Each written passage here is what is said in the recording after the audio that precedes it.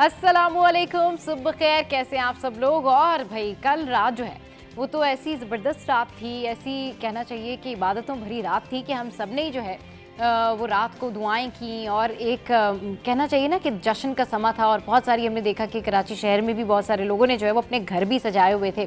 और ये जब डेज़ आते हैं ना तो फिर बाकी एक तरह का जो रूहानी पहलू होता है ना सबका ही, वो सामने आ जाता है। तो कल इस हवाले से हमने देखा था कि शहर की कुछ इमारतें भी सजी हुई थी और वहीं पर गवर्नर हाउस में जो है वो तकरीब हुई। और हमारे जो गवर्नर सिंध हैं कामरान टिसौरी साहब, वो इन तमाम तर चीज़ों में बड़े एक्टिव रहते हैं। कोई भी दिन हो उसके हवाले से वो ज़रूर तकरीब जो है रखते हैं। तो गवर्नर हाउस में भी जो है मुल्क भर की तरह कराची में शब महराज पर अक़ीदत और एहतराम के साथ जो है तकरीब मुनक़िद की गई। और इस तकरीब में जो है काफ़ी सारे पॉलिटिशियंस भी वहाँ पर शिरकत की हुई थी उन लोगों ने। इसके अलावा गवर्नर हाउस में शब महराज के मौके पर तकरीब का इनेकाद किया गया। और गवर्नर हाउस में मुनक़िदा महफ़िल मिलाद में गवर्नर सिंध, पीर हसान हसीबुर रहमान, खालिद मकबूल सिद्दीकी, डॉक्टर फ़ारूक सत्तार, नात ख़ानों और दीगर शख्सियात ने भी वहाँ पर शिरकत की। और इसके अलावा गवर्नर सिंध ने इस मौके पर कहा कि आज की महफ़िल में तमाम शोबों से शख्सियात मौजूद हैं। तमाम फ़िरका, तमाम मसालिक के लिए गवर्नर हाउस के दरवाज़े खुले हुए हैं। कामरान टिसौरी ने कहा कि मुझे पसंद नहीं है कि हम जो IMF है उसके आगे हाथ फैलाएं। और आप देख सकते हैं तस्वीर भी। और ये बड़ी ज़बरदस्त किस्म की जो है वो तकरीब का इनेकाद किया गया था, जहाँ पर जो है वो नातें पढ़ी गईं। और इसके अलावा ख़वातीन भी वहाँ पर मौजूद थीं। और कल मुल्क भर में जिस तरह से ये जो है अक़ीदत और एहतराम के साथ तकरीबें सजाई गईं, इसकी वाकई मिसाल नहीं मिलती। तो कल का पूरा दिन जो है वो इस तरह के जो तकरीबात था उनसे भरपूर था। इसके अलावा भी कराची शहर में और बहुत सारी तकरीबात हुई और लोगों ने अपने अपने घरों में जो है वो डेफिनेटली इबादतों का जो है वो एहतमाम किया हुआ था। अच्छा जनाब, अब हम कुछ बात करते हैं कि भाई बुक्स जो हैं वो हमारी ज़िंदगी में कितनी अहमियत रखती हैं।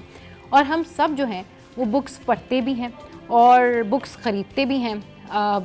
लाइब्रेरीज़ जो होती हैं वो बुक्स से भरी हुई होती हैं।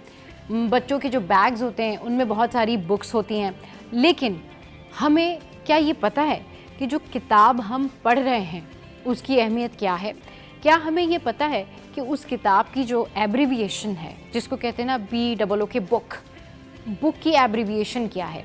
बड़े मज़े से, बड़े आराम से हम जो बुक्स होती हैं वो अपने अपने बैग्स में डाल लेते हैं। यूनिवर्सिटी हो, कॉलेज हो, इंटर हो, किसी भी लेवल पर जो है बड़े मज़े से हम उस बुक को उठा के लेके जा रहे होते हैं। हमने बैग्स के अंदर डाली होती हैं, हाथों में पकड़ी होती हैं। ऑल दो बड़े बड़े अच्छे स्टूडेंट्स होते हैं जो कि ये बुक्स पढ़ रहे होते हैं और बहुत काबिल लोग होते हैं। लेकिन मैंने बहुत सारे लोगों से बात की, उनको ये नहीं पता था कि बुक की एब्रीविएशन क्या है। तो आज मैं आपको इस बुक की एब्रीविएशन बता देती हूँ जनाब। बुक की एब्रीविएशन है बायो ऑप्टिकल ऑर्गेनाइज्ड नॉलेज। जी हाँ, तो अब आपने ये याद रखना है। और मैंने बहुत सारे लोगों से जब बात की तो उन्हें वाकई नहीं पता था। और होता है, यूजुअली हमें बहुत सारी चीज़ों का नहीं पता होता, बहुत सारी चीज़ें ऐसी होती हैं जिसके बारे में हम नहीं जानते।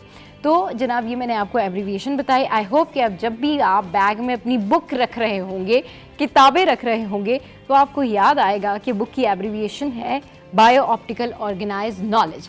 तो जनाब ये मैंने आपके साथ में शेयर किया। अच्छा, अब कुछ ऐसी चीज़ें जो कि क्रेज़ी भी हैं, रियलिस्टिक भी हैं, लेकिन ऐसी चीज़ें ख़तरनाक भी हो सकती हैं, क्योंकि हर चीज़ का जो है वो फ़ायदा भी होता है और नुकसान भी होता है। और फ़ायदा नुकसान इसलिए होता है कि अच्छी चीज़ें जो होती हैं इन्वेंट होती हैं, लेकिन उसका लोग बुरा इस्तेमाल भी करते हैं। तो इस तरह के कुछ क्रेज़ी रियलिस्टिक मास्क जो हैं वो भी आए हुए हैं जिसका इस्तेमाल अब किया जा रहा है। लेकिन ये अगर फ़न टाइम्स के तौर पे या ये ऐसे एक एक्टिविटी के तौर पे किया जाए तो ठीक है। लेकिन अगर इसका इस्तेमाल जो है वो किसी वारदात के ज़िम्रे में या किसी इस तरह की एक्टिविटी में किया जाए तो ये वाकई गलत है। लेकिन आपके साथ ये शेयर करने का मतलब ये है कि ये जो सिलिकॉन मास्क हैं ये बिल्कुल आपके चेहरे के ऊपर जब आप पहनते हैं तो बिल्कुल आपका चेहरा जो है बिल्कुल चेंज हो जाता है। और इसके ऊपर जो है वो कुछ मास्क ऐसे होते हैं जिसके ऊपर जो है वो हेयर्स भी लगे हुए होते हैं और इसकी मदद से जो है वो आप बिल्कुल अपना चेहरा चेंज कर सकते हैं। आप इसको पहनेंगे, फिर उसके बाद आप शर्ट वेयर करेंगे तो कोई आपको जज भी नहीं कर सकता वो होता है ना कि इस बंदे की शक्ल फलां से मैच नहीं कर रही, या फलां बंदे ने फलां वारदात की तो मैच नहीं कर रहा। तो ये इस सिनेरियो में भी होता है, लेकिन अगर आप इसको फन टाइम्स तक ही रखें तो बिल्कुल ज़्यादा बेहतर है जनाब। अच्छा जी, तो ये मैंने आपके साथ में शेयर किया, लेकिन अब कुछ हम बात करते हैं उन स्टूडेंट्स की। आज वैसे स्टूडेंट्स के लिए जो है वो बहुत सारी खबरें ही हैं। स्टूडेंट्स की बात करते हैं जिनको डायग्राम बनाने में, यानी अगर उन्होंने हार्ट की डायग्राम बनानी है, किडनी बनानी है, जो मेडिकल स्टूडेंट्स हैं या फिर जो दीगर स्टूडेंट्स हैं, उन्होंने जो भी डायग्राम्स बनानी होती है स्पेशली बायोलॉजी की, तो उसके लिए ये आ गया है ज़बरदस्त सा तरीका। ज़रा ये सुनिए ये क्या कह रहे हैं। अच्छा जनाब, आपने देख ली कि ये जो न्यू ट्रांसपेरेंट पेपर है, इसको आपने डायग्राम के ऊपर एज इट इज़ रखना है और उसके बाद वहाँ से आपने उसका स्केच बना लेना है और अपनी कॉपी पे रख लेना है और आपकी मुसीबत दूर हो जाएगी। तो ये तो मैंने आपको ज़बरदस्ती टिप बताई है, लेकिन एक और टिप मैं आपके साथ में शेयर करती हूँ, and it's about our feet.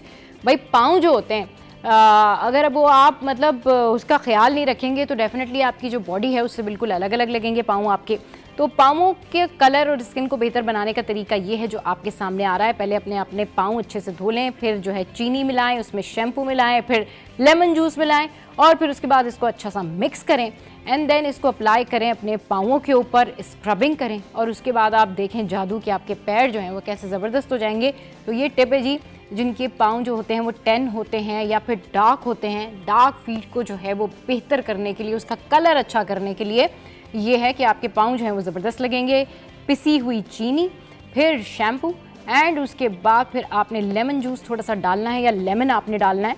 तो ये आप इसको स्क्रबिंग करेंगे तो इसके बाद जो है वो आपके पाँव हो जाएंगे फिट एंड फाइन। तो ये मैंने आपके साथ में जो है वो टिप शेयर की। और अब कुछ बात कर लेते हैं हम बर्थडे की। भाई एक ऐसी एक्ट्रेस हैं जिन्होंने किस तरह अपनी बर्थडे सेलिब्रेट की है, वैसे तो इनको सब ही जानते हैं और बड़ी फेमस हमारी एक्ट्रेस हैं हानिया आमिर। सबसे पहले तो आपको हैप्पी बर्थडे। अभी देखते हैं कि हानिया आमिर ने अपनी जो बर्थडे है वो कैसे सेलिब्रेट की। जनाब ये देखें, हानिया आमिर ने अपनी बर्थडे सेलिब्रेट की है और ये इस वक्त घर में मौजूद हैं और ये अपना केक कट कर रही हैं और ये बड़े मज़े से जो है इस वक्त अपनी बर्थडे सेलिब्रेट कर रही हैं। और ये हानिया आमिर को बहुत सारे लोगों ने इंस्टाग्राम पर भी विश किया और फिर जिस तरह से इनकी बर्थडे है तो डेफिनेटली इनके लाखों जो फैंस हैं वो भी अभी तक इनको बर्थडे सेलिब्रेट कर रहे होंगे। और ये बड़ी अच्छी बात है कि ये बहुत ही नेचुरल और बहुत ही फाइन, जिसको कहना चाहिए ना, वो एक्ट्रेस हैं। और आपको एक दफ़ा फिर से हानिया, हैप्पी बर्थडे टू यू। अच्छा जनाब, ये तो हानिया की बर्थडे हो गई, लेकिन अब कुछ बात कर लेते हैं हम कि हमें ब्रेक पे जाना है, क्योंकि ब्रेक से जब वापस आएंगे तो हमें फिर बहुत सारी टॉप स्टोरीज़ और बहुत सारी और बातें आपके साथ में करनी हैं। और वो बातें ये हैं कि भाई आप कॉन्टेक्ट लेंसेज जो होते हैं जब वेयर करते हैं तो क्या कौन सी ऐसी कॉन्टेक्ट लेंस है जिसको लगाने से आप अंधे हो सकते हैं, कौन सी ऐसी कॉन्टेक्ट लेंस है जो आपकी आंखों को नुकसान दे सकती है। फिर जो ये हमारे यहाँ एटमॉस्फेयर में जो माहौलियाती आलूदगी एंड ऑल ये सारा कुछ चल रहा है, इसमें आपको क्या लगता है कि क्या आप पार्टिसिपेट कर सकते हैं। पौधों का, पत्तों का ऑक्सीजन को बेहतर करने के लिए, मेंटेन करने के लिए कितना किरदार है, इस पर बात होगी। इसके अलावा टॉप स्टोरीज़ भी आपके साथ में शेयर करेंगे। लेकिन जाने से पहले मुझे एक अचानक से टोटका याद आ गया और वो टोटका मैं आपके साथ में शेयर कर देती हूँ जी। टोटका है ये नी पेन के हवाले से। अच्छा, ये जो टोटका है नी पेन के हवाले से, ये कुछ इस तरीके से है कि घुटनों के दर्द और सूजन के लिए जो टोटके हैं वो कुछ इस तरह है कि बंद गोभी आपने लेनी और बंद गोभी का जो पत्ता है उसके ऊपर आपने जैतून का तेल लगा लेना है। अच्छा, और एक बड़ी बंद गोभी के या तो 2 पत्ते निकाल लें, दोनों घुटनों में दर्द है, या फिर 1 पत्ता निकाल लें और उसके बाद फिर आपने जो है वो पत्तों को तवे पर रखकर हल्का सा गर्म करें और फिर गर्म पत्ते जो हैं वो घुटनों पे रखें। अच्छा, इसमें आपने ये करना है कि मलमल के कपड़े से लपेट दें और ये अमल जो है वो आप सोने से पहले करें और फिर सुबह जो है वो पत्ते अपने नीज़ में से निकाल लें और इसमें जो है वो आपने जैतून का तेल भी शामिल करना है। तो फिर ये जो है वो तरीका हो गया कि आपका इससे जो नी पेन है वो गायब हो जाएगा, आपका नी पेन। इसके अलावा आप एक और भी काम कर सकते हैं कि बैठने और लेटने का जो सही तरीका है वो ये है कि हमेशा कुर्सी पर बैठें और पैरों को नीचे ना लटकाएं। पैरों के नीचे कोई सपोर्ट रख लें, कुशन रख लें या फिर कोई टेबल रख लें और पैर अपने उस पर रख के बैठें। और फिर जब आप लेटते हैं तो लेटने के दौरान अपने पैर जो हैं उनको थोड़ा सा ऊपर रखें और सुबह और रात 1 चाय का चम्मच हल्दी को 1 प्याली दूध में मिक्स करके पिएं। तो ये जो है वो आपके घुटनों से दर्द से जो है वो आपको निजात दे देगा और ये बड़ा ज़बरदस्त रहेगा आपके लिए। तो जनाब ये मैंने आपके साथ में शेयर किया कि जी आपका नी पेन जो है वो कैसे गायब हो सकता है, लेकिन एक रिसर्च भी है जो जाने से पहले मैं शेयर कर देती हूँ आपके साथ में। और ये रिसर्च जो है ये बड़ी हैरानकुन रिसर्च है। ये रिसर्च है उन लोगों के हवाले से जो दफ्तरों में काम करते हैं, ऑफिसेज़ में काम करते हैं और जो लोग स्ट्रेस का शिकार होते हैं। तो ये इनके बारे में क्या रिपोर्ट है ये मैं आपके साथ शेयर करती हूँ। तो जनाब मज़दूरों के आलमी इदारे ILO के मुताबिक दुनिया भर में हर साल 2.78 मिलियन मुलाजमीन जो हैं वो काम की जगह पर हादसात या बीमारियों के बायस मौत के मुंह में चले जाते हैं। अच्छा, जबकि मुख्तलिफ नौइयत के गैर मुहलिक जो 374 मिलियन हादसात हैं वो भी रिपोर्ट हुए। अब पाकिस्तान में नौकरी पेशा अफरादी कुव्वत जो है उसकी तादाद है 25 मिलियन, यानी 25 मिलियन से ज़ायद है जो अफरादी कुव्वत है नौकरी पेशा लोगों की। उसमें पाकिस्तान में हर 1 लाख वर्कर्स में से सालाना तकरीबन 1136 कारकुनों को काम की जगह पर हादसात पेश आते हैं। जी हाँ, ये बड़े शॉकिंग फैक्ट्स हैं और आदाद शुमार को इकट्ठा करें तो कई ऐसे केसेस हैं जो कि रिपोर्ट ही नहीं हुए। तो वर्किंग एनवायरनमेंट अच्छा होना बड़ा ज़रूरी है और ये आपकी सेहत पे, आपके ब्रेन पे और आपके काम पे जो है वो बहुत अच्छा असर छोड़ता है। तो शो में यहाँ वक्त है ब्रेक का। ब्रेक के बाद जब वापस आएंगे तो फिर करेंगे ढेर सारी बातें, लेकिन शुरुआत करेंगे टॉप स्टोरी से और दिखाएंगे आपको एक ऐसा डाकू और डकैत जो कि आया अफगानिस्तान से और अपना कारोबार भी करता है और कहता है कि गुजर बसर करने के लिए महीने में एक दफ़ा डकैती कर लेता हूँ। ये क्या स्टोरी आपके साथ में शेयर करेंगे, लेकिन यहाँ वक्त है ब्रेक का। ब्रेक के बाद जब वापस आएंगे तो सिटी अपडेट्स आपके सामने होंगे। Stay with us, keep watching City at 10।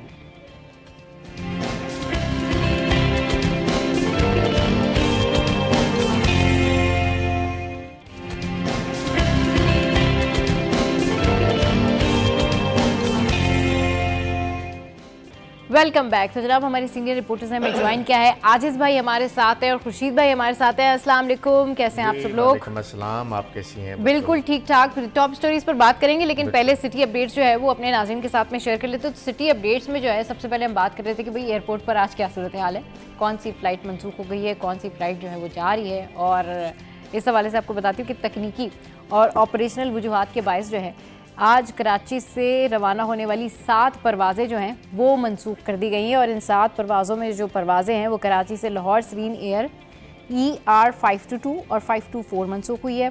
फिर कराची से इस्लामाबाद सरीन एयर ER 502 504 मनसूख हुई है। कराची से लाहौर एयर सियाल की परवाज़ PF 145 यानी 145 मनसूख। कराची से इस्लामाबाद एयर सियाल की परवाज़ PF 123 मनसूख हुई है और कराची से दुबई एमिरेट्स की परवाज़ EK 609 मनसूख हुई है। तो ये तो था जी फ़्लाइट शेड्यूल जो कि मैंने आपके साथ में शेयर किया। और इसके बाद जो है हम कुछ बात कर लेते अब ट्रेनों की। भाई ट्रेनों के क्या मामला चल रहे हैं। ट्रेनों की जो आमदोरफ्त है वो आज मामूल के मुताबिक है और कोई भी ट्रेन जो है वो इस तरह से सुनने में नहीं आया कि वो लेट होगी। तो जितने भी लोग सामान लेके पहुंच गए इस वक्त रेलवे स्टेशन, भाई आप लोगों को हमारी तरफ से बाय बाय, क्योंकि ट्रेनें जो है वो मामूल के मुताबिक आज जा रही हैं। अच्छा, इसके बाद जो है वो अब हम बात करेंगे गोल्ड की। तो गोल्ड के जो प्राइसेस हैं वो जल्दी से मैं आपके साथ में शेयर कर लेती हूँ, क्योंकि अगर जिन लोगों को सोना खरीदना है या बेचना है तो वो पहले सुबह सुबह ही खबर सुन ले ताकि उनके काम आ जाए। तो फ़ी तोला सोना जो है वो 200 रुपये सस्ता होकर 2,89,400 रुपये का हो गया है और 10 ग्राम सोना 172 रुपये सस्ता होकर 2,48,113 रुपये का हो गया है। और आलमी मार्केट में $2 कमी के बाद फ़ी ऑन सोना $2,770 का हो गया। और चांदी की बात कर लेते हैं। वैसे आजिज भाई चांदी लोग आजकल पसंद करते हैं, खरीदते हैं नहीं ना? नहीं, अभी भी खरीदते हैं चांदी ना। सही, चलिए जी चांदी के प्राइस भी आपके साथ में शेयर कर लेती हूँ कि 1 तोला चांदी जो है वो 32 रुपये कमी के बाद 3,409 रुपये की हो गई भाई। तो ये चांदी के जो है वो मामलात हैं। अच्छा, इस पे भी ना एक शो करेंगे हम कि लोग चांदी कितनी वैसे पसंद करते हैं। चलिए जी अब कुछ बात कर लेते हैं। खाना पकाना होगा आपने तो जल्दी से दालों के रेट्स में आपके साथ में शेयर कर देती हूँ। दाल मूंग जो है वो है 409 रुपये और दाल चना जो है वो 369 है। 295 जो है वो मसूर की दाल है और साबुत मसूर की दाल 279 है। और दाल माश जो है वो 525 है यानी 525। और वाइट चना जो है वो है 369 और ब्लैक चना जो है वो है 299। और ये वाइट और ब्लैक चना जो है ना ये रमज़ानों में जो है वो बड़ी इसके चाट में और चीज़ों में काम आता है। और जो है रेड लोबिया जो है वो 600 है और वाइट लोबिया जो है वो है 409। तो ये तो मैंने आपके साथ में जो है वो शेयर किए रेट दालों के। अच्छा, जो मुर्गी के रेट्स हैं मुर्गी के रेट जो है वो कुछ इस तरह से हैं कि 650 रुपये किलोग्राम है। इसके अलावा जो अंडे हैं वो 240 रुपये दर्जन है। और क्यों है वो हमने आपको कल बताया था कि क्यों सस्ते हो गए अंडे, क्योंकि डिमांड और सप्लाई का मामला है। इसके अलावा बीफ जो है वो है 950 किलोग्राम। और इसी तरह मटन और फिश, ये भी आप देख सकते हैं हमारी स्क्रीन पर जो है वो आप देख सकते हैं, वो आप पढ़ सकते हैं कि भाई हमारी स्क्रीन पर ये सामने रेट्स आ रहे हैं। अच्छा, अब कुछ बात कर लेते हैं हम करेंसी की। जो करेंसी रेट्स हैं वो भी डेफिनेटली हमारी स्क्रीन पर अवेलेबल होंगे, बस कुछ ही देर बाद देख सकेंगे कि आज करेंसी के जो है वो क्या रेट्स हैं। And then what we have, भाई अगला क्या है हमारे पास, सेल्स। अच्छा, सेल्स जो हैं उसमें आज आउटफिटर्स जो है उसके हवाले से मैं बात करूंगी। आउटफिटर्स क्योंकि लड़कों के लिए भी और ख़वातीन के लिए भी, मर्दों के लिए भी और बच्चों के लिए भी, सब के लिए जो है वहाँ पर बहुत सारी वैरायटी होती है और उसमें 50% है ऑफ। तो सेल का बेहतरीन तरीका ये होता है, कल मेरे प्रोड्यूसर मुझे कह रहे थे कि भाई सेल अगर लगे ना तो पहले दूसरे दिन चले जाना चाहिए, वरना जो अच्छी वैरायटी होती है ना तो वो ख़त्म हो जाती है। तो अब आपको पता लग गया आउटफिटर्स पे 50% ऑफ है, तो यू कैन गो देयर। और उसके अलावा स्टाइलो शूज़, अच्छा जी, इस पे भी 51% ऑफ है। और उसके बाद नकूश जो है वो ब्लेस फ्राइडे सेल है, ये है 40%। तो जनाब यहाँ पर लगी हुई है सेल। और ये सारी जो है वो मैंने आपके साथ में सिटी अपडेट शेयर की। मौसम जो है वो आज कैसा रहेगा, तो मौसम का हाल भी जो है वो हमारी स्क्रीन पर आप देख सकते हैं। थोड़ी देर बाद मौसम का हाल भी आपको पता चल जाएगा कि आज दिन भर में कैसा मौसम रहना है। लेकिन हमारे शहर का जो मौसम है, जिसको कहना चाहिए ना कि शहर के जो हालात का मौसम है वो ठीक नहीं है। आजिज़ भाई और खुर्शीद भाई हमारे साथ मौजूद हैं। खुर्शीद भाई ये बताएं, आप सेल वेल से कपड़े वपड़े खरीदते हैं आप या नहीं खरीदते? देखें, जो बड़े शॉपिंग सेंटर्स हैं, कभी वहाँ जाना होता है तो वहाँ पे मैं गुज़िश्ता दिनों एक फ़िल्म का प्रीमियर था ओशन मॉल में, तो वहाँ गया तो मैं वहाँ कुछ परचेजिंग की हमने। सही। वहाँ पे 40% ऑफ भी था। तो हमने छोटे शहजादे की कुछ चीज़ें ली और एरिया की कुछ बस फिर आपने हमारा ही शो देखा होगा कि हमने ही बताया होगा खुर्शीद भाई को कि भाई यहाँ सेल लगी हुई है, तो फौरन पहुँच गए वो अपनी फैमिली को लेके ना शॉपिंग करने के लिए। आजिज़ भाई आप सेल वेल में से कपड़े लेते हैं? अभी तो नहीं लिए, अभी वैसे नहीं लेते हैं जरूर। कोशिश करते हैं कि ये मौसम है, सेल लगता है तो रेट कम होते हैं। सही। लाजमी है कि हम मिडिल क्लास के लोग जो होते हैं बुनियादी तौर पे ये ज़रूर देख रहे होते हैं कि कहाँ सेल है, कहाँ सस्ती चीज़ें मिल रही हैं, सही, तो वहाँ से खरीदनी चाहिए। बात शुरू की थी चांदी से आपने, तो एक शेर मुझे याद आ गया। बिल्कुल भाई, ज़रूर। हाँ, चांदी जैसा रंग है तेरा, सोने जैसे बाल, यानी दोनों की बात हो रही है। चांदी की बात हो रही, सोने की बात हो रही है। चांदी जैसा रंग है तेरा, सोने जैसे बाल, एक ही तू है धनवान, बाकी सब कंगाल। अरे वाह वाह, क्या बात है। लेकिन आजिज़ भाई ये तो मैंने ये तो कोई सॉन्ग नहीं है, ये गजल है। ये तो गजल है। ये शेर का, ये शेर है या गजल है? ये गजल का एक पहला बंदा है जी, ये गजल का एक पहला है। लेकिन अभी जो हम आपसे स्टोरी डिस्कस करने जा रहे हैं उसके बाद सोना चांदी सब एक तरफ हो जाएगा, बल्कि लोग बचा के ही रखते हैं ऐसे लोगों से सोना चांदी। C21 पर कल एक जो है वो न्यूज़ ब्रेक हुई और हमारी एक करस्पॉन्डेंट हैं अनुषे, वो गई, उन्होंने उस बंदे से बात की। पहले आप ये देखें कि ये क्या बात कर रहा है। ये बंदा डकैतियाँ करता है और किस कॉन्फिडेंस के साथ ये बता रहा है कि मैं तो सिर्फ महीने में एक डकैती करता हूँ। पहले आप ये देखिए, फिर इस पर डिस्कस करते हैं। बस खाली अपने जेब का खर्चा निकालता है बस। अच्छा। हाँ, और बड़ा बड़ा काम हम नहीं करता है। ऐसे क्या करते हो? ये सब बाजार का काम करता है, कपड़े बेचता है और बाजार लगाता है, जुमरात बाजार, सचल बाजार, अलादीन बाजार। अभी तक लगाते हो? अभी खत्म किया ना। क्या करते हो? डकैतियाँ करता हूँ। कैसे करते हो? चोरी करता हूँ बाइक। कैसे करते हो? चोरी करते हो, डकैती करते हो? डकैती करता है। कैसे? पिस्टल से। तरीका क्या है? तो जनाब ये डकैती करते हैं, पिस्टल के साथ डकैती करते हैं। महीने में सिर्फ एक दफ़ा ही जो है वो डकैती करते हैं, बाकी बाजार लगाते हैं। भाई कारोबारी बंदा है और अफगानिस्तान से यहाँ आया, भाग गया था, फिर दोबारा आ गया। आजिज़ भाई मतलब ये हालात हैं हमारे शहर के। जी जी, दिन पहले एक सर्वे रिपोर्ट है, किसी प्राइवेट एजेंसी ने वो सर्वे कंडक्ट करवाई है। उसमें दिखाया ये गया है कि कराची में जो डकैतियाँ होती हैं, जो क्राइम होता है, उसमें किन किन इलाकों से लोग आके क्राइम करते हैं। सही। उसमें नंबर 1 पे अफगानिस्तानी है। नंबर 1 पे ये अफगानी है। ओके। नंबर 2 पे उसने में लिखा है कि केपीके से आने वाले लोग हैं, मतलब उनमें अफगानी भी होंगे और भी होंगे।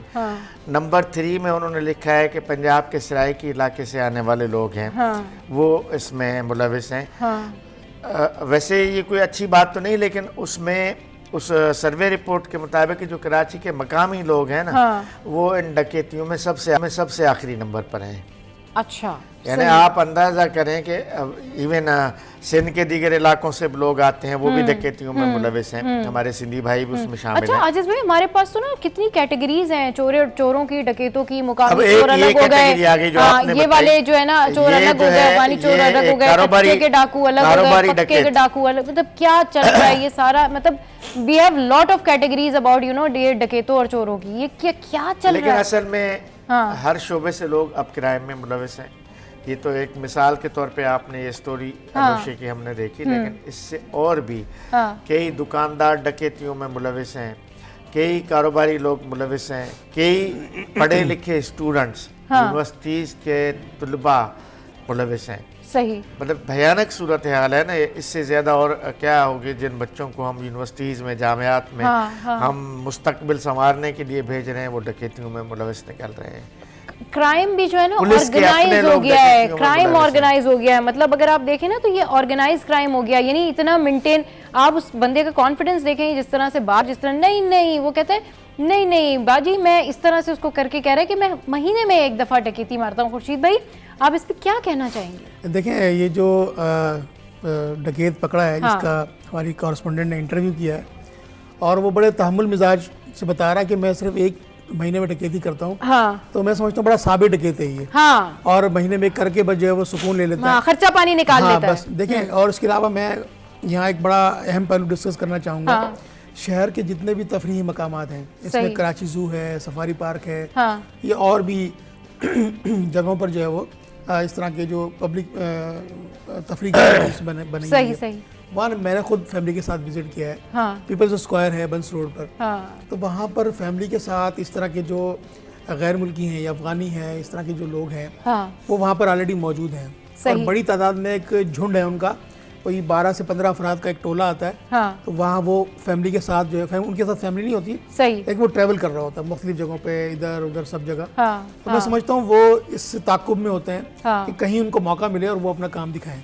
तो मैं समझता हूँ इसकी जिम्मेदारी बैरिस्टर मुर्तज़ा वहाब साहब की बनती है कि वो इन फैमिली तफरीगाहों में, जो कराची जू है, सफारी, वहाँ पर फैमिली के अलावा आम जो यूथ जो लड़के हैं उनको ना छोड़ें। उससे मैं खुद भी सिक्योर फील कर रहा था, और इस तरह दूसरी फैमिलीज भी खुद को जो है वो गैर महफूज समझ रही होंगी।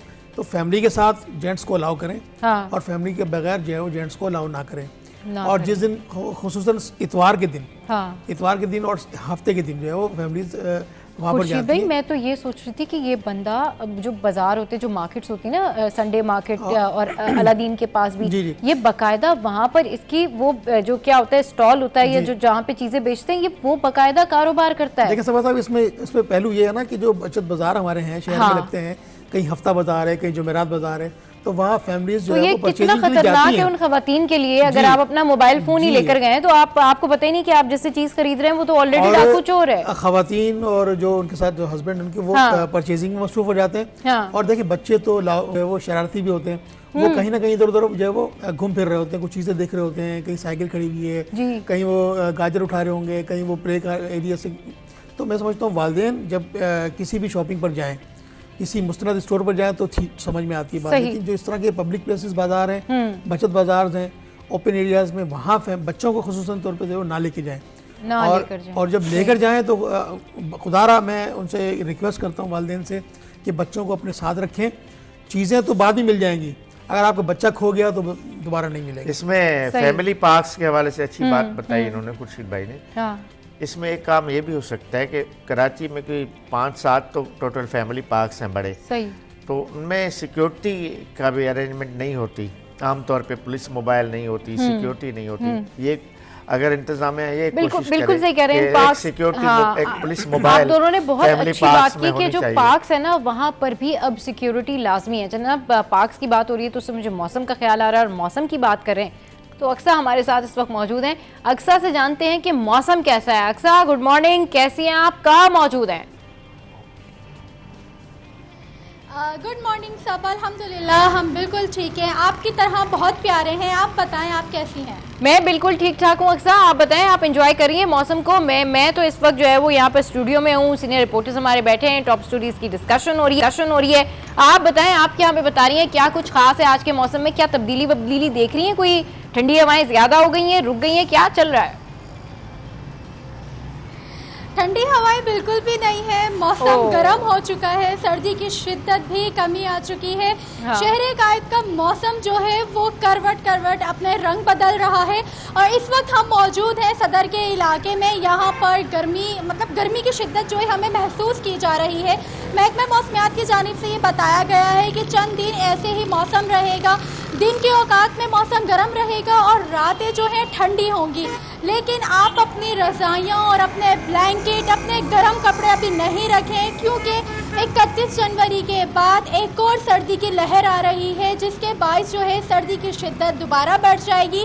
अगर हम बात करें इस वक्त मौजूदा दर्जा हरारत की, तो मौजूदा दर्जा हरारत जो है वो 17 डिग्री सेंटीग्रेड है और आज दिन भर ज़्यादा से ज़्यादा 29 से 31 डिग्री तक जाने का इम्कान है। तो सब आप अपने गर्म कपड़े बिल्कुल मत रखिएगा, क्योंकि सर्दी गई नहीं है, दोबारा आएगी। ठीक है जी, कराची वालों, सर्दी जा रही सर्दी आ रही है। बहुत शुक्रिया अक्सा अपडेट करने के लिए। ये बहुत अच्छी बात की अक्सा ने कि भाई गर्म कपड़े जो है वो आने चाहिए, क्योंकि वाकई ये बिल्कुल ठीक कह रही है कि जो हुडीज़ होती हैं या वो जो हैवी ड्रेसेस होते हैं ना आपके, कि भाई आप रख देते हैं कि चले जी अब थोड़े से हल्के वाले स्वेटर पहन लेते, वो बिल्कुल आपने नहीं रखने, क्योंकि अभी महकमा मौसमियात ने पेशगोई भी की है और इस दफ़ा मुझे बड़ा इंतज़ार है कि महकमा मौसमियात की पेशगोई ठीक होती है या नहीं होती है, क्योंकि उन्होंने कहा जी अगले हफ्ते बारिश मुतवक्की और बारिश होगी तो फिर सर्दी होगी और सर्दी होगी तो फिर शाएं होगी, फिर कराची वाले कांपेंगे भी।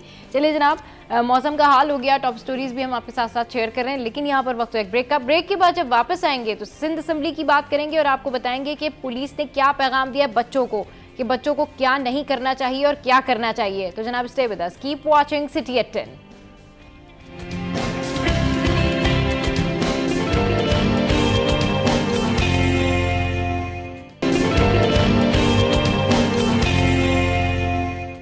Welcome back. तो कल के शो में हम बात कर रहे थे, महराज भाई हमारे कॉरेस्पॉन्डेंट हैं जिनसे हमारी ये बात हो रही थी कि भाई अब ये जो सिचुएशन है, जो बच्चों के अगवा इतने बढ़ते जा रहे हैं, इसके ऊपर अब क्या सूरत हाल होनी चाहिए। तो इस हवाले से उन्होंने एक डिटेल रिपोर्ट बनाई है और उसमें उन्होंने ये भी बताया कि पुलिस जो है वो क्या मौक़िफ़ रखती है इसमें। पहले आप ये रिपोर्ट देखिए, फिर इस पर डिस्कशन करेंगे। चलिए जी, तो ये आपने डिटेल रिपोर्ट देखी महराज भाई की, और इसमें जो पुलिस का मौक़िफ़ है वो भी ये वो भी बच्चों को जो है वो ये कह रहे हैं कि भाई गैर ज़रूरी किसी से बात ना करें, और इस तरह से अगर कोई अननोन आपके साथ में इंटरेक्शन करता है तो फैमिलीज़ को भी चाहिए कि वो अपने बच्चों का ख्याल रखें और उन्हें ये तमाम तर बातें बता दें। अच्छा, एक और बड़ा इंपॉर्टेंट जो है वो डिस्कशन हुआ है, and it's about Sindh assembly.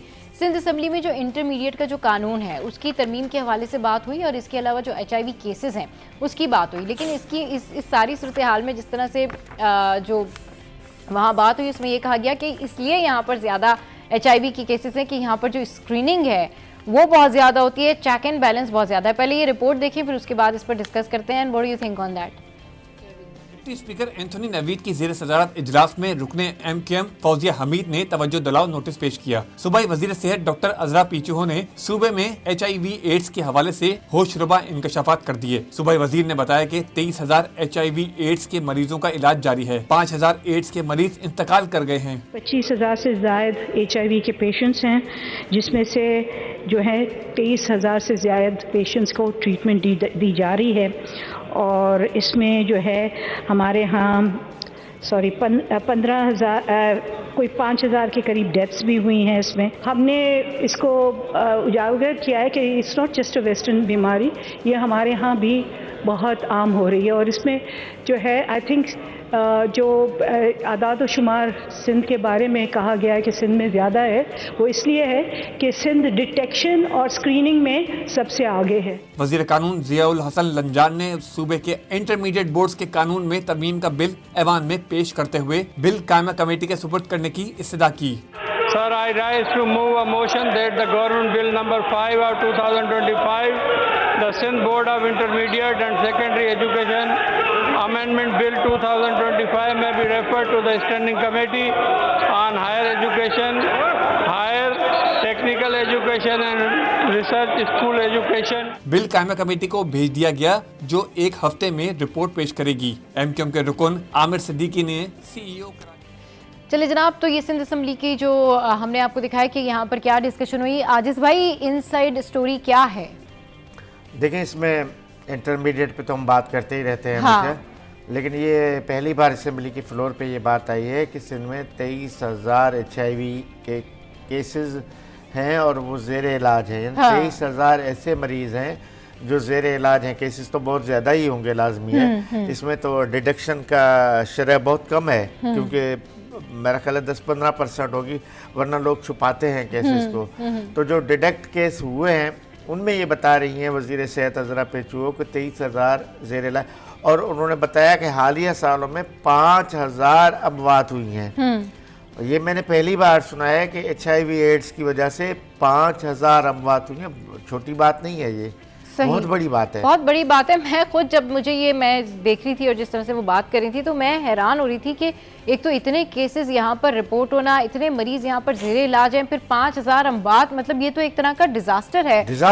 क्या मतलब कोई तवज्जो नहीं दे रही हुकूमत? या उन्होंने वो तो जो थी वो तो ये कह रही थी फौजिया साहबा कि जी स्क्रीनिंग वगैरह जो है वो ज्यादा हो रही है या नहीं, क्या? उन्होंने बताया, वजीर सेहत ने तो अपनी पूरी तफसील बताई, काफ़ी डिटेल बात की कि इतने कोई सिंध के 30 अजला में 28 ऐसे सेंटर हैं जहाँ पे इलाज हो रहा है। उसने फिर हेपेटाइटिस पे भी बात की। लेकिन असल बात तो ये है ना कि इतने ज़्यादा मरीज जाहिर होना बड़ी बात है। इसका मतलब ये ना आजिज भाई कि जो आपको जिस सेहत पे जो काम करना चाहिए आप नहीं कर रहे, यानी कि फिर गैर मयारी चीज़ें जो है वो मार्केट में हैं।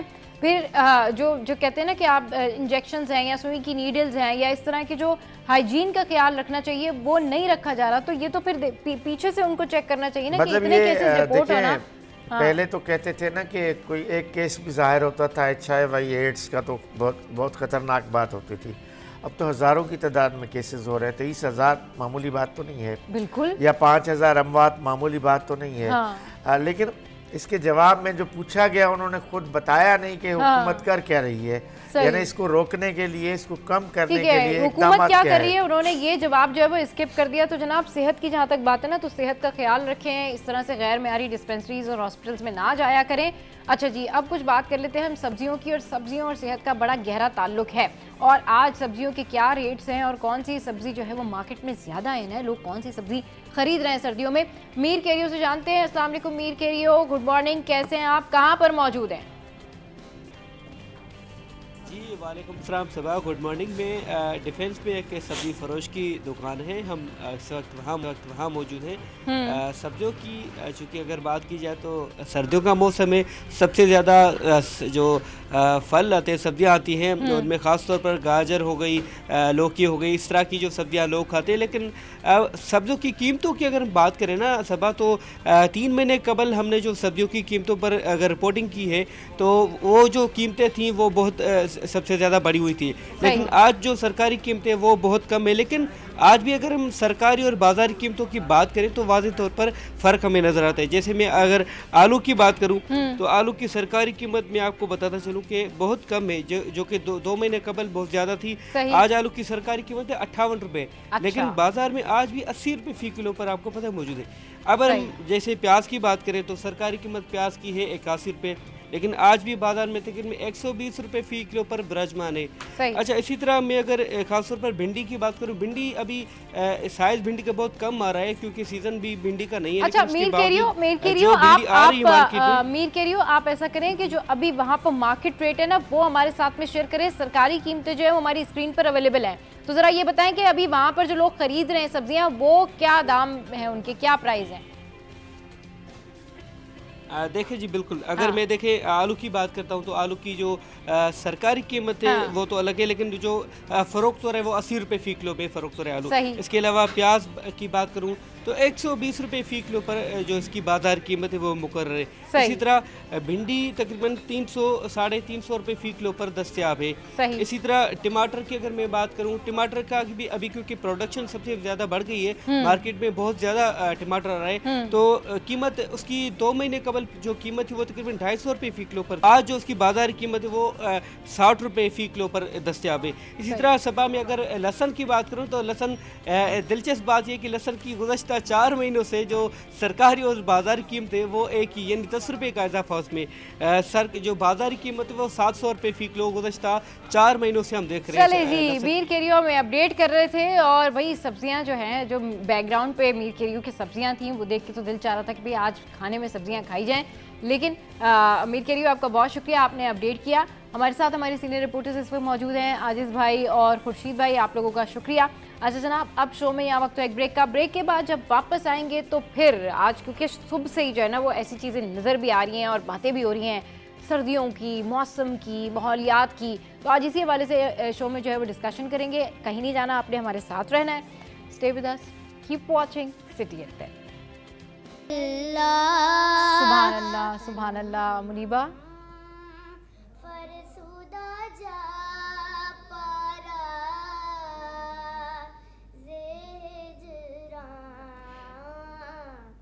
सुभान अल्लाह, सुभान अल्लाह। बहुत बहुत बहुत अच्छी जो है वो नात पड़ी है मुनीबा ने, और मुनीबा इस वक्त हमारे शो पर मौजूद हैं और बहुत प्यारी सी बच्ची हैं। मुनीबा से बात करते हैं। मुनीबा, शो पे आने के लिए बहुत शुक्रिया। कैसी हैं आप? मैं बिल्कुल ठीक हूँ, आप कैसी हैं? मैं बिल्कुल ठीक हूँ। आप माइक में बोलिए, आप कैसी हैं? ठीक है, मैं ठीक हूँ, आप कैसी हैं? बिल्कुल ठीक ठाक। आपकी आवाज़ भी बहुत प्यारी है और बड़े दिल से आप जो है वो नात पढ़ रही थी। अच्छा ये बताया, आपने कब से नाते पढ़ना शुरू किया? जब मैं 3-4 साल की थी तो घर में पढ़ती थी, फिर मैं जाने लगी। अच्छा जी, बचपन से ही आपको शौक था नाते पढ़ने का? जी। तो पहले आप स्कूल वगैरह में पढ़ती थी नाते? नहीं, हमारे ख़ानदान में एक मतलब गैदरिंग होती है, वहाँ पे पढ़ा था सबसे पहले। अच्छा अच्छा, वहाँ पे पढ़ा था। सही। फिर उसके बाद आपने कहा कि भाई मैंने अब इसको आगे लेके जाना है और फिर मैंने पढ़नी है। तो पहली नात कौन सी पढ़ी थी मुनीबा ने? ये वाली, यही वाली नात पढ़ी थी पहली। आपने ये जो नात आपने सिलेक्ट की है, आपके बाबा बता रहे थे कि आप जो नातों की सिलेक्शन है या जो नातें आप पढ़ती हैं वो आप खुद सेलेक्ट करती है। तो पहली नात आपने फारसी पढ़ी? जी। अच्छा, उसकी कोई ख़ास वजह? मुझे बस ये अच्छी लगी, अच्छी तो लगी, मैंने यही सेलेक्ट अच्छा, क्योंकि आप खुद इतनी छोटी सी हैं और जो बच्चे हैं ना वो जो है वो ये शुरू में जब वो आगे जा रहे होते हैं तो वो ये कहते हैं हम थोड़ी सी आसान चीज़ें जो है वो सिलेक्ट करें। तो आपने फ़ारसी नात सिलेक्ट की, क्यों? इसकी कोई ख़ास वजह थी? बस मुश्किल नात पढ़ने में एक मज़ा आता है और हमारे नबी का जिक्र है। ज़बरदस्त, क्या बात है मुनीबा। और आपकी आवाज़ भी बहुत अच्छी है और जिस तरह आप पढ़ रही हैं, अल्लाह ताला आपको तरक्की दे और बहुत आगे लेके जाए। स्कूल में टीचर्स वगैरह तारीफ़ें करती हैं? जी। क्या कहती हैं? कि मुनीबा से नात पढ़वाएं तो हम जीतेंगे। अच्छा जी, मुनीबा से नाते पढ़वाएं तो फिर जो है कंपटीशन होते हैं? जी। अच्छा, स्कूल में कंपटीशन होते हैं नातों वगैरह के। अच्छा, तो मुनीबा अभी एक और आप हमें कौन सी नात सुना रही है, बताएं। शब मेराज के हवाले से हमारे नबी की एक नात है, या मोहम्मद। माशाल्लाह माशाल्लाह, सुभान अल्लाह।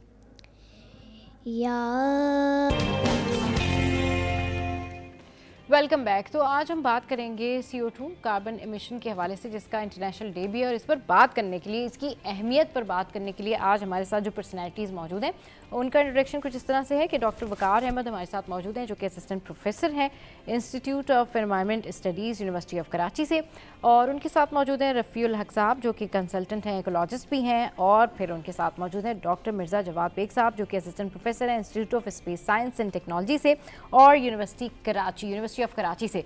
तो सबसे पहले डॉक्टर वकार आपके साथ में जो स्टार्ट करते हैं और डिस्कस करते हैं, अभी जिस तरह से ब्रेक में आप बता रहे थे कि भाई ग्लोबली जो है ये एक तरह का दिन मनाया जाता है, बैनुल अक़वामी दिन है। सबसे पहले तो ये बताएं ये दिन क्यों मनाया जाता है, इसकी क्या अहमियत है, क्या ज़रूरत है, कैसे ये स्टार्ट हुआ? देखिए, कार्बन डाइऑक्साइड की इमिशंस को कम करने की बुनियादी वजह ये है कि जो क्लाइमेट चेंज के जो असरात है, क्लाइमेट चेंज जो है वो दिन ब दिन बढ़ता चला जा रहा है और उसकी वजह से जो मनफी असरात लोगों पर पड़ रहे हैं, हमारी पूरी दुनिया पे, पूरी ग्लोब पे जो असरात पड़ रहे हैं, माहौल जो है उसकी वजह से तबाह हो रहा है। तो उसको कम करने के लिए, उसको रिड्यूस करने के लिए कार्बन की इमिशंस को जो है वो कंट्रोल करना ज़रूरी है। अच्छा, और कार्बन की इमिशंस जो हैं वो मिसाल के तौर पे जितने भी एनर्जी का इस्तेमाल, जैसे फ्यूल कहीं भी हम बर्न करते हैं, कोयला, गैस, ऑयल जहाँ भी इस्तेमाल हो रहा है, चाहे वो गाड़ियों में हो रहा हो, फैक्ट्रियों में हो रहा हो, या जो बिजली बनती है, हम जो बिजली इस्तेमाल कर रहे हैं उसको उसको उसकी प्रोडक्शन में जहाँ भी ये इस्तेमाल हो रहा है तो वहाँ पर कार्बन की इमिशंस हो रही हैं। सही। तो एनर्जी के जो इस्तेमाल है उसको हम इस तरह से बना दें कि उसमें कार्बन इमिशंस कम से कम हो या ना हो। तो ये इस चीज़ को इस काम को करने के लिए ये दिन जो है मनाया जाता है, ताकि लोगों में इस चीज़ की अवेयरनेस आए, लोग इसके बारे में सोचें और इसके लिए जो है इक़दाम करें। अच्छा, ठीक है। अच्छा, आप बताइएगा डॉक्टर साहब कि किस तरह से लोग इसके बारे में इक़दाम कर सकते हैं, इसको रिड्यूस करने के लिए क्या क्या किया जा सकता है? देखिए, इस्तिलाहन अर्ज़ है वो ये है कि एक लफ्ज़ इस्तेमाल करते हैं हम, कार्बन फुटप्रिंट। सही। हम कुछ अवामिल हैं, कुछ काम हैं जिसके असरात कार्बन इमिशन की शक्ल में आते हैं। मसलन तवानाई का बेदरेग इस्तेमाल या कुदरती वसाइल का बेदरेग इस्तेमाल, जिससे कहीं ना कहीं वो डायरेक्टली और इनडायरेक्टली कार्बन को बढ़ा रहा है, उसकी कंसंट्रेशन को बढ़ा रहा है। तो उस चीज़ को कंट्रोल करने के दो तरीके हैं। एक तरीका ये है कि आप अपने आप को एडजस्ट कर लें उसके मुताबिक। सही। उसको हम एडेप्टेशन कहते हैं। सही। दूसरा तरीका ये है कि हम उसके लिए उसका तदारुक लॉन्ग टर्म पे करें, उसको हम मिटिगेशन कहते हैं। और मिटिगेशन ये एक दूररस काम है, बड़ा सब्र आज़मा काम है। यानी आप कार्बन को के उस रूट कॉज को जड़ से मिटाने की कोशिश करें, उसके असरात को। और इसमें सबसे ज़्यादा जो मुस्तामिल चीज़ है, जो जिसको हम रोज़ाना देख रहे हैं, वो ये कहते हैं, एक जार्गन है कि जी हम पौधे लगाएं। तो पौधे क्यों लगाएं? पौधे इसलिए लगाएं कि पौधे एब्जॉर्ब करते हैं कार्बन डाइऑक्साइड। तो अगर कहीं से अखराज हो रहा है तो उसको एब्जॉर्ब करने के लिए एक मैकेनिज़्म डेवलप किया जाए, लेकिन उसकी भी कहीं ना कहीं लिमिटेशंस तो हैं। तो बहरहाल ये एक मुख्तसर सा जो मामला है जो मैंने आपके सामने अर्ज किया। सही। अच्छा, डॉक्टर मिर्ज़ा जावेद साहब, आप इसके ऊपर क्या कमेंट करना चाहेंगे? आपकी क्या असेसमेंट है कि क्या किया जा सकता है मुमकिना तौर पर? देखिए, मेरे नज़दीक इसके अंदर दो स्ट्रेटजीज़ हैं, एक माइक्रो एक मैक्रो। अच्छा। मैक्रो लेवल पर तो गवर्नमेंट और जितनी एजेंसीज़ हैं उन्होंने इन चीज़ों को आगे लेके चलना है, और उसके पीछे माइक्रो लेवल पर आवाम ने इसमें अपना हिस्सा डालना है। ठीक। मिसाल के तौर पर आजकल आप देख रहे हैं कराची में जगह जगह टाइमर्स लगा दिए उन्होंने चौरंगियों पे।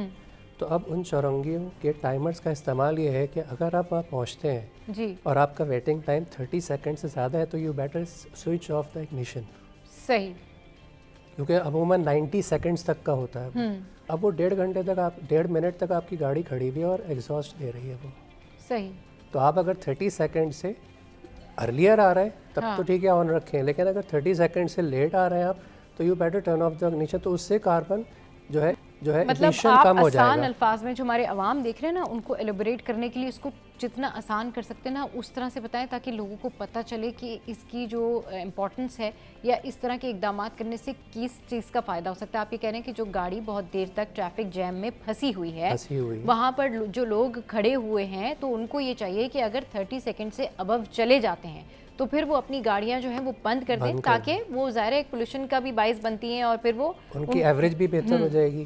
ठीक है ना, एग्जॉस्ट भी कम होगा उससे। तो अब ये चीज़ें हैंड इन हैंड चलती हैं। सही। अब गवर्नमेंट ने अगर लगा दिए तो वो उनको ऑपरेशनल भी रखे टाइमर्स को। सही। अभी मैंने देखा पहले ये चीज़ डिफेंस में उन्होंने ट्राई करी प्रोटोटाइप प्रोजेक्ट के तौर पर। सही। अब उन्होंने कराची के मुख्तलिफ इलाकों में भी लगाए टाइमर, लेकिन उनमें से मेजॉरिटी जो है वो नॉन फंक्शनल है। ओके। सही। तो अब इस तरह से ज़ाहिर है गाड़ियों से ही ज़्यादा एग्जॉस्ट हो रहा होता है। दूसरी स्ट्रैटेजी माइक्रो लेवल के ऊपर ये हो सकती है कि हाइड्रोजन के इस्तेमाल को प्रमोट किया जाए। अच्छा। उसके अंदर एक चीज़ है जो तकरीबन कोई 15-20 साल से अमेरिका और यूके में चल रही है, and that is HHO technology. सही। वो मतलब बहुत आसान टेक्नोलॉजी है। सही। DIY है, मतलब थोड़ा सी टेक्निक रखने वाला इंसान अपने घर पे भी बना सकता है। अच्छा। और उसका फ़ायदा ये है कि आपका डीजल या petrol consumption up to 30% reduce हो जाता है। और आपके एग्जॉस्ट के ऊपर गाड़ी के जो वाटर ड्रॉपलेट्स आ रहे होते हैं जी, और वो पाकिस्तान में अवेलेबल है, कराची में भी। तो अब गवर्नमेंट को चाहिए इसमें कुछ सब्सिडीज़ दे, इसको प्रमोट करे कि ज़ाहिर है आवाम गाड़ियाँ ज़्यादा चलाती है, ठीक है ना, और इसी के बड़े वर्जन लार्ज स्केल के ऊपर इंडस्ट्रीज़ में लगाए जाएँ, तो वो थोड़ी सी अमाउंट ऑफ हाइड्रोजन जब कंबशन में जाती है तो उससे जो एग्जॉस्ट होता है ना उसमें काफ़ी कमी आ जाती है, जो CO2 की कमी हो जाती है। सही, एवरेज भी बढ़ रहा है आपका और एग्जॉस्ट भी कम हो रहा है। ठीक है, चलिए जी, शो में अब वक्त एक ब्रेक का, ब्रेक के बाद जब वापस आएंगे तो डिस्कशन को आगे बढ़ाएंगे। स्टे विद अस।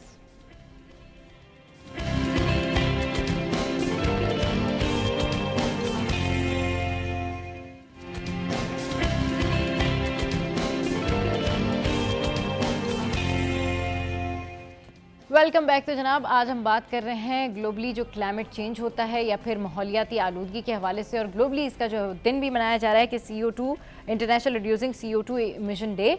तो डॉक्टर वकार, आप बता रहे थे अभी, जिस तरह से हम बात कर रहे थे कि भाई आम आवाम जो है ना उसको ये नहीं समझ में आता कि भाई ये क्या, इन्होंने क्या रिड्यूस करने की बात हो रही है, क्या माहौलियाती आलूदगी को बेहतर करने की बात हो रही है। तो इसको आम लोगों की ज़बान में ज़रा बताएं कि एक्चुअली करने क्या जा रहे हैं, करना लोगों को क्या करना चाहिए। अगर हम ये बात करें कि आम लोग इसमें किस तरह से अपना जो है वो रोल प्ले कर सकते हैं, तो देखिए एनर्जी के इस्तेमाल को अगर हम एफिशिएंट कर दें, बेहतर कर दें, और मिसाल के तौर पे पहले वो बल्ब हुआ करते थे, उसके बाद जो है ट्यूबलाइट्स आ गई, फिर एनर्जी सेवर आ गए, अब LEDs आ गई हैं। तो हम एनर्जी के इस्तेमाल को एफिशिएंट बना रहे हैं। पहले विंडो AC होते थे, फिर स्प्लिट AC आ गए, अब उससे और एडवांस चीज़ आ गई कि ये इन्वर्टर वाले AC इन्वर्टर AC आ गए। इस तरह से इन टेक्नोलॉजीज़ को जल्दी अडॉप्ट करें ताकि आप एनर्जी के इस्तेमाल को कम करें, उसको एफिशिएंट बना दें। तो अगर एनर्जी का इस्तेमाल कम होगा तो कार्बन की इमिशंस भी कम होगी। सही। गाड़ी की जगह यानी अगर पब्लिक ट्रांसपोर्ट, चूँकि पब्लिक ट्रांसपोर्ट हमारे यहाँ इतने अच्छे अवेलेबल हैं नहीं, अब गवर्नमेंट कोशिश कर रही है कि कुछ प्रोजेक्ट्स ऐसे आए हैं जो कि पब्लिक ट्रांसपोर्ट को प्रमोट कर रहे हैं, लेकिन कोशिश ये करें जहाँ पब्लिक ट्रांसपोर्ट अवेलेबल है तो वहाँ उसका इस्तेमाल ज़्यादा करें, कार पूलिंग करें। तो जितनी हम एनर्जी को सेव करेंगे उतनी कार्बन की इमिशंस को कम करेंगे। हवा में कार्बन डाइऑक्साइड अगर कम जाएगी तो फिर क्लाइमेट चेंज के जो असरात हैं वो कम हो जाएंगे।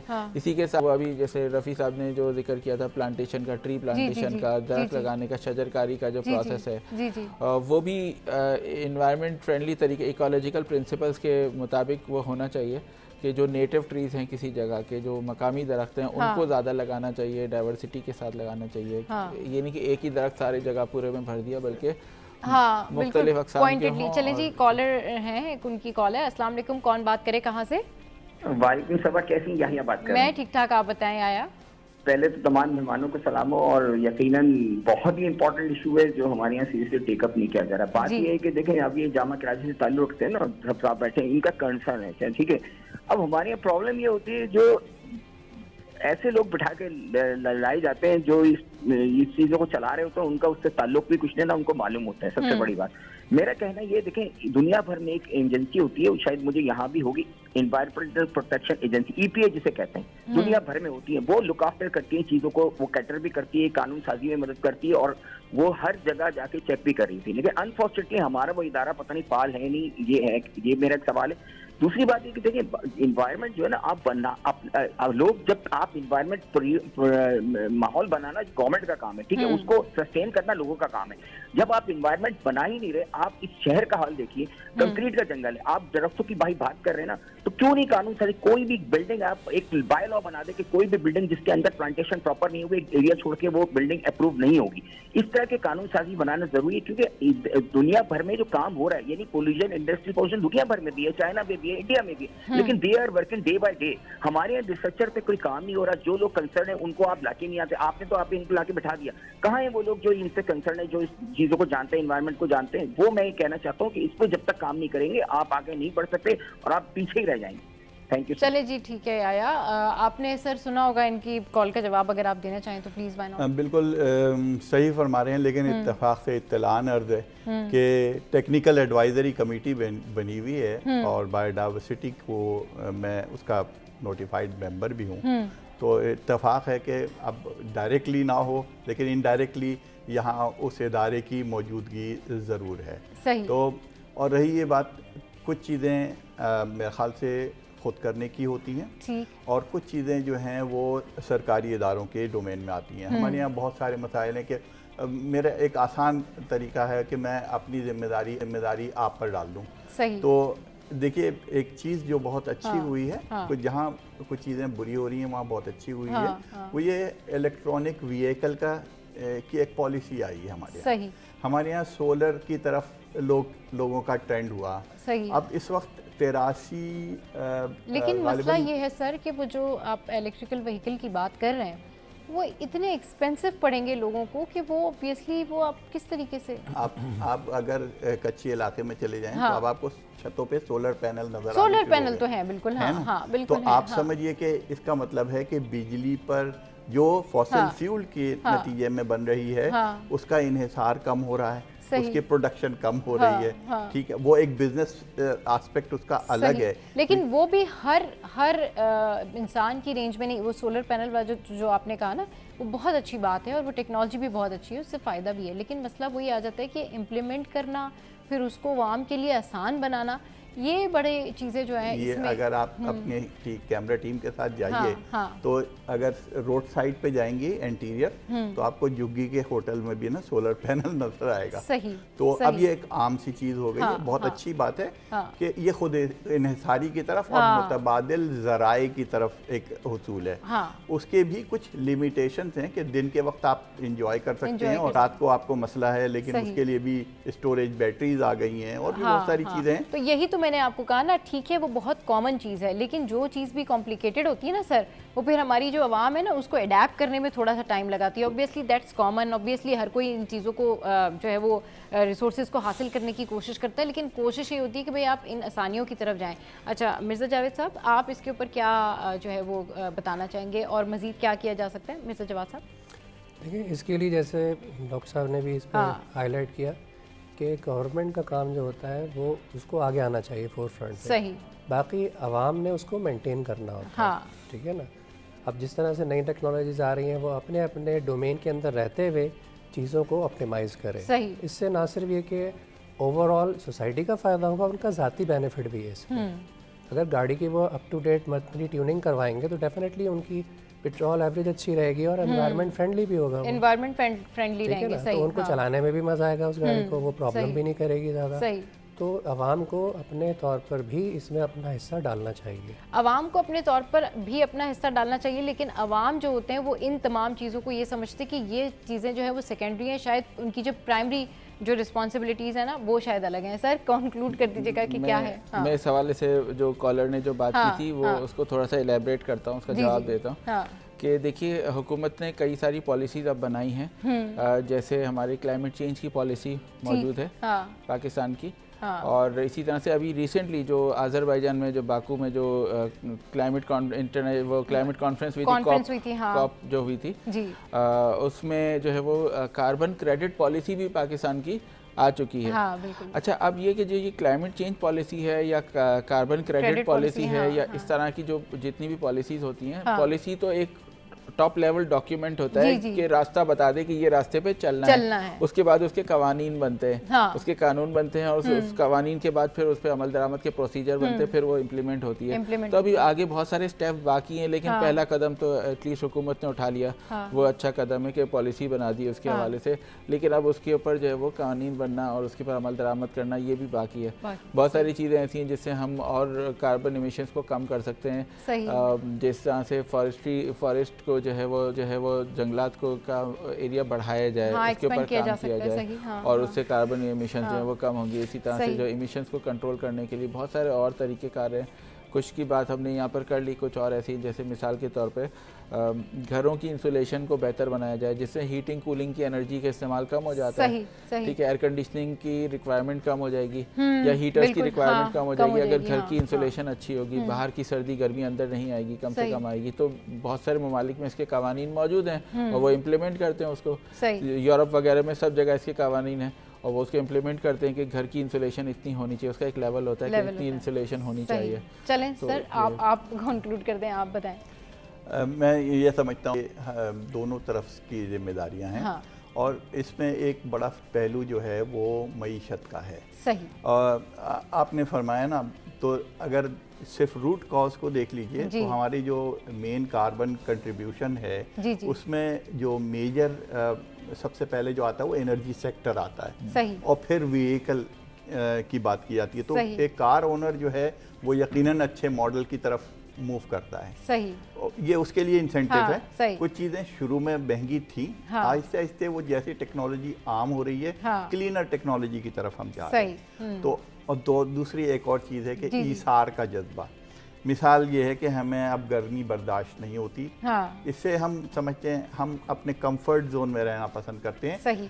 इससे हमारी रिजिलियंस, ज़ात की जो रेजिस्टेंस है वो कॉम्प्रोमाइज होती है। उसकी जिंदा मिसाल अभी कोविड-19 में हम सब ने देख लिया। बिल्कुल। तो अगर कम तायुशात की तरफ जाएंगे, जितना एनर्जी बर्डन कम करेंगे, जितना कार्बन बर्डन कम करेंगे, उतनी हमारे लिए बेहतरी है इसमें। तो ये एक अखलाकी इसमें है, जिसमें हमारे फ़ायदा ही फ़ायदा है हर हाल से। सही। जी सर, आप जवाब साहब। देखिए, इसके अंदर जो है आवाम को चाहिए कि वो गवर्नमेंट का इंतज़ार ना करे कि और गवर्नमेंट पॉलिसी बनाएगी तो वो करेंगे। वो अपने तौर पर, क्योंकि दोनों फैक्टर इंडिपेंडेंट है। ठीक। अब अगर आपने गाड़ी अपनी मेंटेन करनी है तो ये आपकी जिम्मेदारी है, गवर्नमेंट इसमें कुछ नहीं करेगी। सही। ठीक है ना। तो आप अपने तौर पर अपने डोमेन में रहते हुए अपने इर्द गिर्द जितनी भी आपकी पॉसिबिलिटीज़ हो सकती हैं एनर्जी कंजप्शन को रिड्यूस करने की, वो आवाम को करनी चाहिए। सही। उससे ना सिर्फ ये कि अब आप कहें जी कंट्रीब्यूशन हमारा कम है, अगर हम अपने शहर की भी एमिशन कम करेंगे ना तो हमारे शहर का टेम्परेचर और माहौल चेंज होना शुरू हो जाएगा। सही। ये नहीं कि पूरी दुनिया का टेम्परेचर कम हो फिर हमें फ़ायदा होगा, नहीं, अगर हम अपने शहर के अंदर भी मामलात को कंट्रोल करने की कोशिश करें तो कराची का टेम्परेचर भी उस हिसाब से तब्दील होना शुरू हो जाएगा। सही। ये कुदरती फिनोमेना है। ये कुदरती फिनोमेना है। चलिए जी, बहुत शुक्रिया। आप तीनों हमारे साथ मौजूद थे, डॉक्टर वकार अहमद, इसके अलावा रफ़ील हक साहब, और हमारे साथ मौजूद हैं मिर्ज़ा जवाद साहब। आप तीनों का बहुत शुक्रिया, आप लोग शो पर आए। एंड आई होप कि अवाम जो है ये तमाम तर चीज़ें अडेप्ट करने की कोशिश करेगी, अपने माहौल को, अपने इर्द गिर्द के माहौल को जितना महफूज, साफ़ और क्लियर बनाए, ये हम सब की जिम्मेदारी है। शो में यहाँ वक्त तो एक ब्रेक का, ब्रेक के बाद जब वापस आएंगे तो फिर बात करेंगे कि कॉन्टेक्ट लेंस आपकी आंखों के लिए कितनी मुफीद है, कितने नुकसानदेह हैं, कौन सी लेंस आपको इस्तेमाल करनी चाहिए और कौन सी लेंस नहीं इस्तेमाल करनी चाहिए। स्टे विद अस।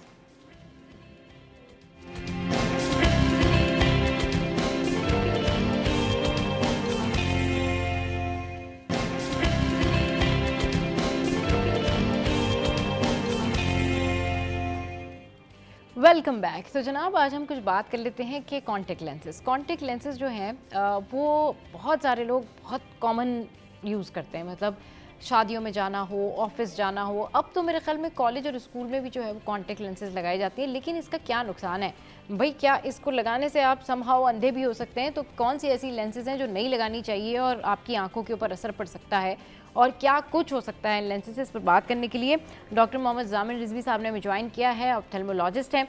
और सर, जो आई स्पेशलिस्ट होता है ना, उसकी मुश्किलात, जितनी पेशेंट की मुश्किल होती है ना, उतनी एक आई स्पेशलिस्ट की मुश्किल होती है, क्योंकि वो उसको भी बताना पड़ता है पेशेंट को कि ये सारा कुछ नहीं करना। सबसे पहले तो ये बताएं कि कौन सी कॉन्टेक्ट लेंसेज वेयर करनी चाहिए, किन लोगों को वेयर करनी चाहिए और कितने घंटे वेयर कर सकते हैं? देखिए, इसके अंदर 3 क्वालिटी आती है। हाँ। ठीक है ना। सबसे पहले एक आता है one day lens. One day lens ये है कि आजकल हर कोई पहनना है। अच्छा। ठीक है ना, फैशन के तौर पे बनाया हुआ, जैसे आपने अभी बोला कि कॉलेज में, यूनिवर्सिटी में सब पहन रहे हैं, तो वो सस्ते की वजह से बस फैशन तो करना है ना लड़कियों को। सही। तो ये है कि वन डे लेंस ये होता है कि वन डे सिर्फ एक दिन पहनना है, एक दिन पहनना है। वो ये है कि वो 6 महीने चला रही होती है। सही। ठीक है ना। उसका साइड इफेक्ट पड़ता है लेंस के आँखों पर। हाँ। तो आँखों में ईचिंग आना शुरू हो जाती है, रेडनेस शुरू हो जाती है, तो इसकी वजह से इन्फेक्शन शुरू हो जाता है। सही। तो फिर लड़कियाँ ये बोलती हैं कि भाई अब तो डॉक्टर के पास जाना है, अब क्या करें, अंधे हो रहे हैं। हाँ। किसी का लेंस ये होता है कि वो ऊपर चढ़ गया, तो ये भी प्रॉब्लम है। सही। ठीक है ना। इसको तो हम कहते हैं, मैंने बताया आपको कि इसमें 3 क्वालिटी, वन डे है, डेली वियर है और पार्टी वियर है। ठीक है ना। पार्टी वियर जो होते हैं वो 4 से 6 घंटे तक पहन सकते हैं। डेली वियर आप 12 घंटे पहन सकते हैं आराम से, कोई इशू नहीं है। मगर सबसे पहली बात तो यह है कि अपने हाथ वॉश करने। अच्छा, हैंड वॉश करने जी हाँ, आपने। हाँ, हैंड वॉश करने हैं, ठीक है ना। उसका वाटर, अक्सर लड़कियाँ ये करती हैं कि वाटर ख़त्म हो गया, वो नलके का पानी खोला और वो डाल लिया और लगा दिया। अच्छा, अभी भी मुझे तो लगता है बड़ी अवेयरनेस है लोगों में भाई, फैशन सेंस की तो ना पूरी अवेयरनेस है, बाकी चीज़ों की शायद हमारे लोगों में अवेयरनेस हो नहीं हो, लेकिन ख़वातीन में फैशन अवेयरनेस जो है ना वो बहुत ज़्यादा, और ये अच्छी बात है। पानी से मतलब ये भी केसेस होते हैं कि पानी, नलके के पानी जो है, टैप वाटर जो है वो यूज़ कर लिया और वो लेंस लगा लिया तो फिर ईचिंग होना शुरू हो जाती है, क्योंकि उसके लेंस के अंदर एक भारीपन हो जाता है। अब इसका सोल्यूशन दिया है, तो जो सोल्यूशन दिया है तो वो कोई ना कोई तो उसके अंदर है ना, हाँ जाहिर है वो ऑब्वियसली वो जर्म्स को किल करने के लिए उसके अंदर आंखों में लग रहा है, हाँ ठीक है ना, तो उसको यूज़ करना चाहिए लेंस सोल्यूशन को।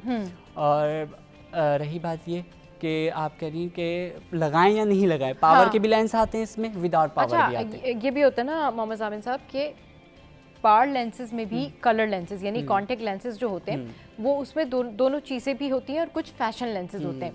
फैशन लेंसेज अलग हैं, कॉन्टेक्ट लेंसेज अलग हैं। तो अभी हम सबसे पहले ना कॉन्टेक्ट लेंसेज की बात कर लेते हैं कि जो वाकई ज़रूरी भी हो जाते हैं लगाने, और लोग वो उसके अंदर कलर भी लेते हैं, वो फैशन लेंस भी हो जाता है प्लस कॉन्टेक्ट लेंस भी हो जाता है। कितने दिन में कॉन्टेक्ट लेंस चेंज कर लेना चाहिए, और इन्फेक्शन होने की बेसिक वजह क्या है?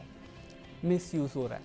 अच्छा, मतलब कि आपके हाथ वॉश नहीं, ठीक है ना। आपने सबसे पहले तो एक तो लेडीज़ हैं मेकअप करके शादी वगैरह में जाना ही है, या कहीं यूनिवर्सिटी में जाना है, कॉलेज में जाना है, तो वो लेंस लगा तो लेती हैं मेकअप करके, जब वो उतारती हैं तो उनके हाथ साफ नहीं होते, वॉश नहीं होते, सही। तो फिर जब दोबारा से ऐसी लगाती हैं तो ईचिंग आना शुरू हो जाती है, जलन होना शुरू हो जाती है, ठीक है ना। और जिनकी पावर ज़्यादा है वो चश्मा नहीं कैरी करते, तो वो चाहते हैं कि हम लेंस लगा लें, सही, तो वो लेंस पावर के बन जाते हैं, सही।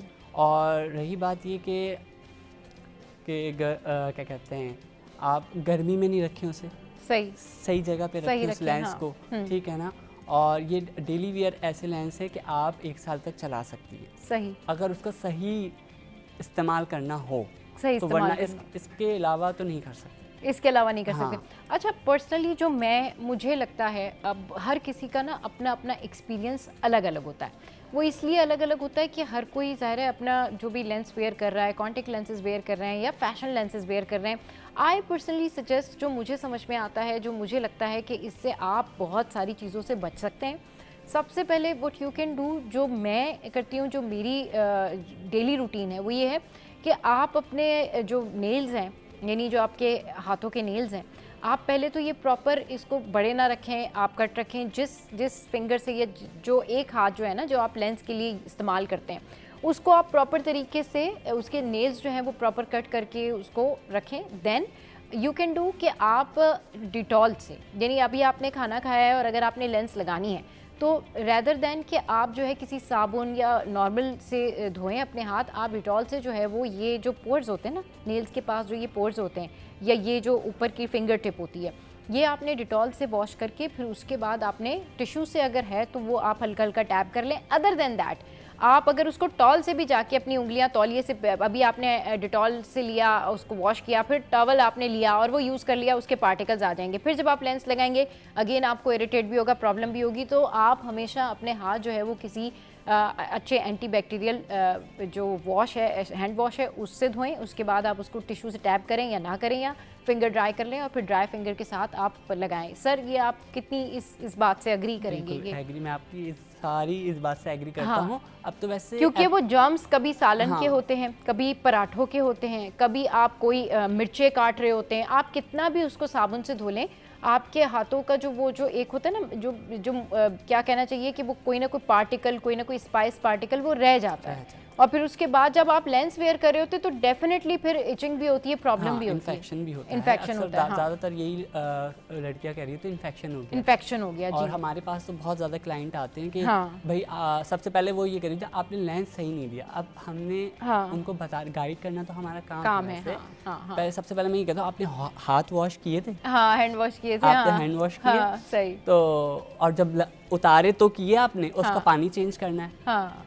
तो वो नहीं होता। और जब हमारे पास कंटेनर आ रहे थे तो पूरा जो लाली यहाँ लगी हुई होती है वो लाली कंटेनर पे भी लगी हुई होती है, कंटेनर पे भी लगी होती है। तो मैं कहता हूँ सबसे पहले ये चीज़ आपकी ये बहुत सेंसिटिव आई है, ठीक है ना, तो इनको अच्छी जिस तरीके से आप अपने आप को साफ सुथरा रखते हैं ना, इस तरीके से इन चीज़ों को भी अपने साफ सुथरा रखें। अब तो इनके एप्लीकेटर आ गए बहुत अच्छे कि आप अगर फिंगर नहीं लगाना चाहिए, अब कह रही हैं आप नाखून बड़े में, तो अब कुछ लड़कियां कहती कि मैं नहीं काटूंगी नाखून, तो उसके एप्लीकेटर आ गए। एप्लीकेटर्स हैं, अच्छा एप्लीकेटर्स भी तो यूज नहीं करते ना, मसला ये करना भी तो सारे जल्दी भी तो करना है, जल्दी भी तो बस लगाना है फौरन और जाना है। सही, चलिए जी, बहुत शुक्रिया मोहम्मद जामिल साहब, आज हमारे साथ शो पर मौजूद थे। और कॉन्टेक्ट लेंसेज जो लोग वेयर करते हैं उनके बहुत सारे सवालात होते हैं, यकीन करें अगर इस पर 2 घंटे भी बात होती रहे तो भी कम है, लेकिन हमने सम अप करने की कोशिश की है कि एक्चुअली इसकी वजह क्या होती है। इसकी वजह यही होती है कि आप हाइजीन का ख्याल नहीं रखते, इसकी वजह यही होती है कि आप अच्छे से हैंड जो है वो वॉश नहीं करते। अच्छा, इसके बावजूद भी अगर आपको प्रॉब्लम हो रही है तो फिर you can go to the doctor और आप उनको दिखा सकते हैं कि फिर हो सकता है आपके आई में कोई प्रॉब्लम हो, और अच्छी मयारी लेंस का इस्तेमाल करें। बहुत शुक्रिया मोहम्मद जामिल साहब, आप हमारे शो पर आए। शो का वक्त एंड अप हो गया है, कल फिर आएंगे टॉप स्टोरी के साथ और डिस्कस करेंगे आपसे मज़े की बातें और शेयर करेंगे आपके साथ कि क्या चल रहा है हमारी सोसाइटी में। अपना बहुत ख्याल रखिएगा, हंसते रहिए, मुस्कुराते रहिए। Keep watching City at 10।